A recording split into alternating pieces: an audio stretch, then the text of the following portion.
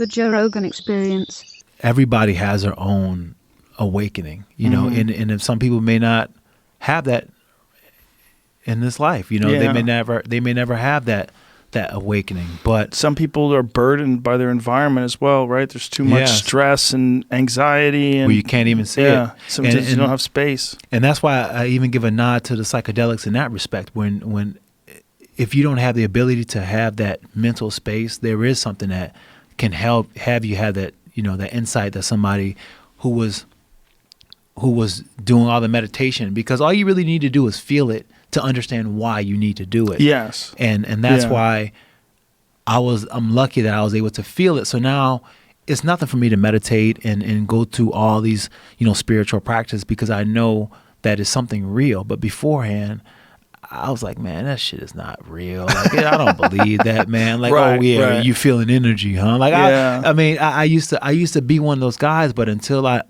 went through it, I'm just like, you know, you don't have that understanding. Well, it's hard to see the result. You kind of have to trust the process. It's hard to see the result before you've experienced it. You kind of have to trust the process, go through it. Then something for me, a big one is yoga. I'm a big believer in yoga, and not just for physical reasons, for mental reasons. It helps me tremendously. And when I don't do it, I'm good. Like, legitimately, I should do yoga twice a week, because I'm really only good for about 3 days after yoga class. Like, I need to just really balance out. If I was doing it 3 times a week, there's not a thing in the world that could fuck with me. Yeah. And mentally, I'd be like, I'm fine. Everything will be fine. I've done the Bikram's yoga, and that shit was just so hot. I really couldn't focus. That's the key, though. I know, but I wasn't where I am right now. You should do it now. So tell me, like when you go to Bikram, is that what you do? Yeah. Well, my place is not affiliated with Bikram anymore. Okay. Because he's got arrested for some scumbaggery. He's actually been arrested. I don't think he can come to America. I think that's the thing. I think he's got to, like, stay in hiding. The thing about it, that guru life, that's the problem. that is a problem. It really is a problem when any one person has that much influence over so many people, particularly a male having so much influence over females that worship him, especially if you're a scumbag. And there's a thing about this. He did not invent those postures, and he didn't even invent that sequence. He brought it to America, and he popularized doing it in very hot rooms. The benefits, though, forget him. Take him out of the equation, because there's so many people that practice it, and they've had incredible benefits from it. It's really unfortunate that it's connected to this very controversial individual, because then people associate Bikram yoga with this guy that's been, accused of multiple sexual assaults and rapes and all these different things. But you take that away from him as a human being, and the people that practice it, what they get from it. First of all, you know exactly what you're going to do every day. There's 26 postures and 2 breathing exercises. 1 breathing exercise in the beginning, 26 postures, 1 breathing exercise at the end. It's 90 minutes. It's 90 minutes at 105 degrees. And it's fucking brutal. And I did it right before I got here. I do it, and I like to do it in the mornings, first thing in the morning. I do it before I've eaten anything. I go through a 90-minute yoga class. I really like doing it that way. And then at the end of the day, I have a couple different places that I do it at. I like to mix it up. But that hot yoga for me is the way to go, because first of all, I know the postures. They all serve a purpose in terms of, like, helping my body, helping my balance, keeping my flexibility, strengthening my joints. There's so many really positive physical benefits from it. And then 2, the meditation aspect of it, because no matter what kind of bullshit I have going on in my life, if I just breathe and think about the exercise, and then, my brain starts racing, and I'll forget what I'm doing, and I'll start thinking about other shit, but I bring it back, breathe. Just breathe. You're not going anywhere for 90 minutes. You're locked in this room. Literally, the door's locked when the class starts. Oh, wow. So I am just breathing and going through these, and I know that I can get through it because I've done it 1,000 times before. Just breathe and get through it. And there's a cleansing of, like, all your brain. There's, like, there's residue of, like, shitty thoughts bouncing around inside your brain. Anxieties and fears and regrets and anger and frustration and all this shit that's in your head that just gets in the way of clear thinking. It gets in the way of being able to see things in an objective, beneficial way. And to be able to see things the way other people see them as well. Like sometimes I have this issue, and I think a lot of people do, that I don't see how other people are seeing things. I see how I see things. Right. And then I go, well, okay, let me look at it from their way. Let me just abandon. Oh no, well they're fucking wrong. That's why. Abandon all that shit and try to look at it from other people's ways. I feel like what yoga does for me is it allows me to be free. It allows me to clean up all my preconceived notions and clean out all my misconceptions and just see things for how they are. And I always feel better. Always. See, I got to try that. Oh, it's the best. Especially now that you're on this vegan diet. I'm telling you, you're on that path anyway. The yoga it's just so good for straightening your fucking head out, man. I always wanted to try the Kundalini yoga. That's the shit that's supposed to make you trip. Yeah. I've had a bunch of friends do it. They say, my friend Denny, he's done it and had like and he's done DMT too. He's like, dude, it's the same goddamn thing. That's what you he have said, full-blown visions. You have full-blown psychedelic visions. Yeah. See, that's the thing. Like when I do like the DMT, I don't have it's weird. I don't have like those visions. Okay, no, that's because you're doing 5-methoxy dimethyltryptamine.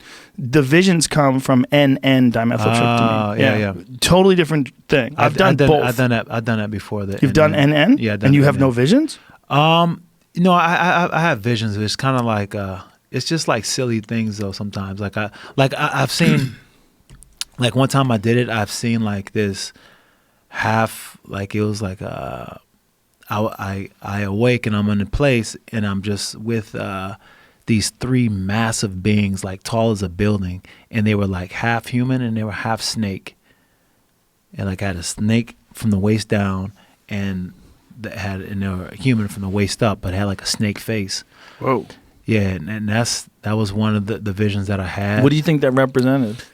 I don't know, but it was weird because during that experience it was like they were all like all 3 of them were staring at me and they were looking down, and then one of them reached for me, and then I started going up, and then I started going around their body, and then I went around the body, and then as I was going around the body, every once in a while I would see the face of it, and it would like open up like a cobra, and then it would close, but it wasn't scary, it wasn't terrifying, and I went all the way up the body, and it was like I was able to see from another angle, like me up in the body, and then it like opened me up like a flower or something like that. It was weird, and then my trip went like super fast. So you definitely have had visions. Yeah, I just can't quite make out like what's it supposed to be. Yeah, what's it supposed to be? I had a bunch of jokers giving me the finger the last time. A bunch of jesters, like court jesters. I never seen nothing like that, man. It was ridiculous. They were all like, fuck you, all like circling me, like infinite numbers of. Gosh. Basically, the feeling that I got was like, oh, I take myself too seriously. And these jesters were just going, fuck you. Like, you don't like that. You don't like when someone goes, fuck you. No, so they were going, fuck you. And there was like, but they weren't saying the words, but they were definitely giving me the finger. But there was like an infinite number of jesters surrounding me going, like giving me like this vibrating finger. And I was like, oh, but it was clear what they were saying. Like, hey, bitch, you take yourself too seriously. And then I was like, oh, you're right. And once I would say, you're right, they're like nodding at me like, mm-hmm.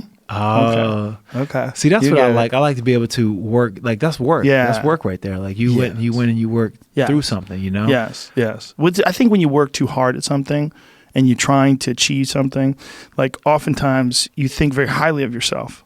Like, that's what you like. I should, my Netflix special is gonna be the shit. This is gonna be the best one I've ever done. I'm gonna fucking show everybody how good this is. And they were like, fuck you. And I was like, oh, okay, all right, yeah, you're right. I was like, you're right. This is silly. That's like I'm just alive for a certain amount of time, and I shouldn't think that way. I mean, there's part of you that gets trapped in thinking that way because you're trying to do something, but you don't have to think that way to do the thing. Right.